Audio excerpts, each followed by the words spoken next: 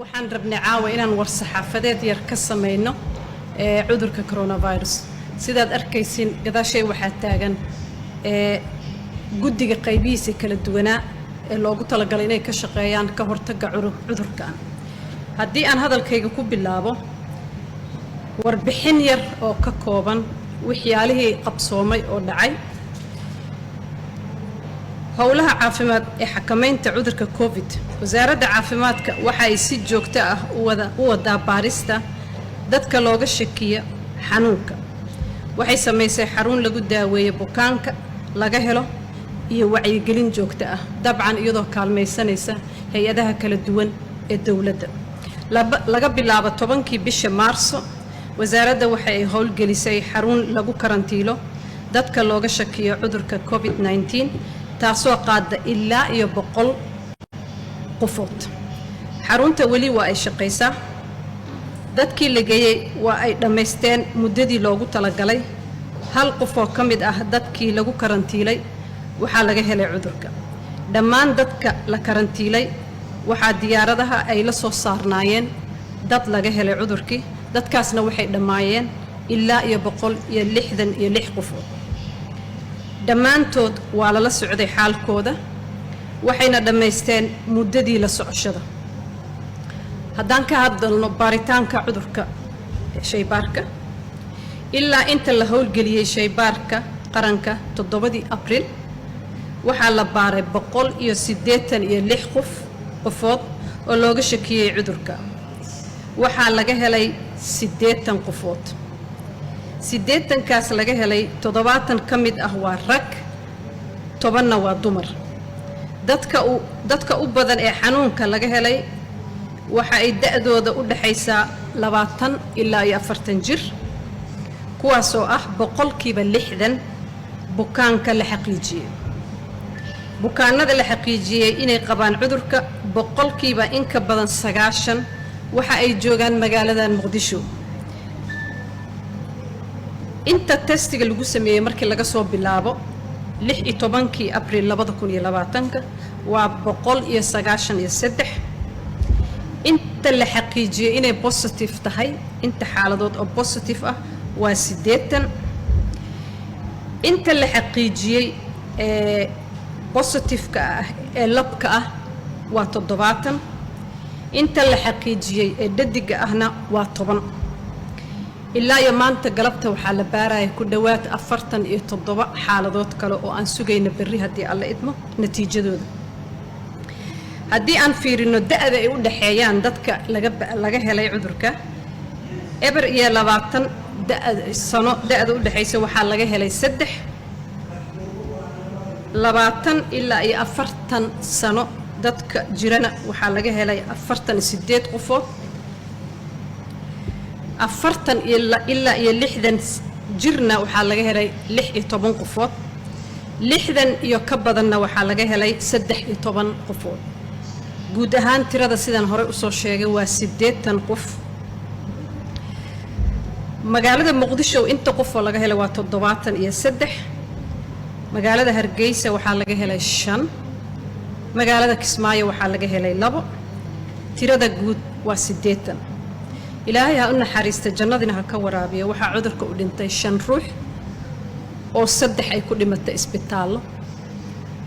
markii laga soo qaaday sambalka oo baaritaanka loo diray kadib geeriyooday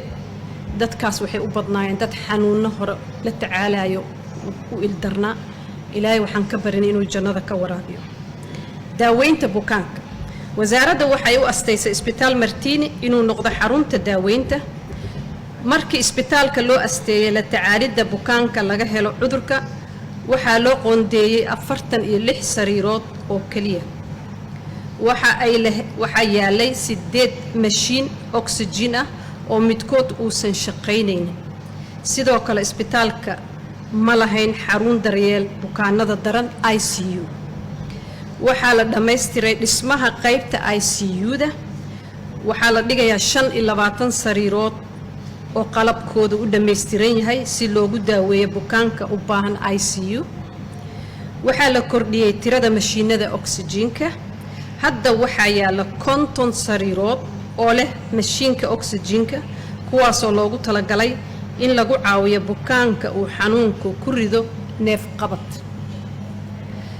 waxaa isbitaalka hadda taalo 10 bukaan oo xaaladooda caafimaad lala tacaalayo. waxaa loo soo wareejiyay 10 takhtar iyo 10 kalkaaliye caafimaad oo laga keenay isbitaalka Digfer oo si joogto ah isbitaalka u joogaya ilaa iyo shaqada ay ka dhameynayaan. markii ay dhameeyaan geli doona karantiil group kalena uu bedeli doono haddii alla idmo si iyagana badqabkooda loo xoojiyo ummadina ay u kaalmeeyaan. daawada, agabka iyo qalabka caafimaadka dawladda waxa ay heshay ku dhawaad 20 iyo ka badan mitritan oo isugu jira qalab, agab iyo daawooyin caafimaad loogu talagalay la tacaalidda cudurka COVID-19. agabka waxa ay isugu jiraan kuwa loogu hortago faafidda iyo badbaadinta hawlwadeennada caafimaadka loo yaqaan PPE personal protection equipment, daaweynta bukaanka, agabka caafimaad sida sariiro iyo mashiino. dhammaan kaalmadaas waxaan ka helay dawladda sida Jack Ma Foundation, ninkii maalqabeenka ah ee ugu deeqa wadamada Afrika 54 inuu u diro gargaar caafimaad. wadanka United Arab Emirates, hay'adda WHO, hay'adda IOM iyo hay'adda ACF. kaalmada u dambeysay ee shalayna soo gaartay waxa ay ka timid Jack Ma Foundation waxaana isugu jirtay 7 shay oo soo socda. swabs oo ah ilaa iyo 18,900 oo xabo, extraction kits oo ah 18,912 loogu tala waa alaabaha shaybaarka uu isticmaalo si baaritaanka loo sameeyo. medical disposals oo ka mid yahay PPEs dharka la xirto marka la daaweynayo ama la baarayo, dhaqaatiirta iyo howlwadeennada caafimaadka ay xirtaan oo ah 3,800 raali ahaada. maskarada lagu xirto oo wajiga face shield oo ah 3,800. 5 ventilation machines oo 5 xabo ah iyo medical gownka oo ah 36. medical gloves geedaha gacmaha la gashto oo ah ilaa iyo 19,000. waxaan u mahad celinaynaa cid allaale ciddii deeqna la soo gaartay. wacyigelinta wasaaradda waxay si joogto ah u wadaa fariimaha wacyigelinta ka hortagga cudurka laga baahiyo ilaa iyo 15 raadiyo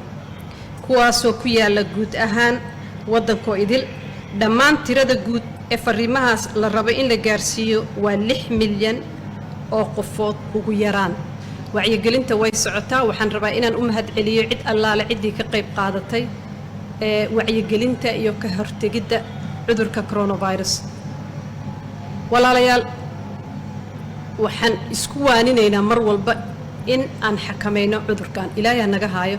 siyaabaha aan ku dadaali karno inaan ku xakamayno waa ka hortagga annagoo raacna talooyinka wasaaradda caafimaadka iyo guud ahaan howlwadeennada caafimaadka ee ah in gacmaha ugu yaraan 20 seconds la dhaqo, saabuun lagu dhaqo, in la kala dheereeyo dadka masaafada isku jirsanayaan physical distancing, in meelaha buuqa aan la isugu tagin la yareeyo oo aanan la ciriiri la gelinin. dadka qaba cudurrada raaga chronic diseaseska oo ah dadka aad ugu nugul cudurka waxaan ku waaninaynaa bulshada in xanaano gaara la siiyo, inaanan ciriiri la gelinin, in laga hortago wax kasta oo dhib u keeni kara iyo in guriga la joogo. qof allaala qofkii awooda waxaan isku dayaynaa wax allaala wixii tabarteena inaan qaybino, in face mask afka la xirto meelaha baabuurta iyo shirarka iyo bannaanka markii loo baxo. ilaahay wuxuuna faray inaan dadaalno cudurka aan ka hortagiisa. waxaan isku waaninaynaa insha Allah tacaala ilaahay inuu naga haayo laakiin aan dadaalno sidaan u xakameyn lahayn. aad iyo aad u mahadsantihiin.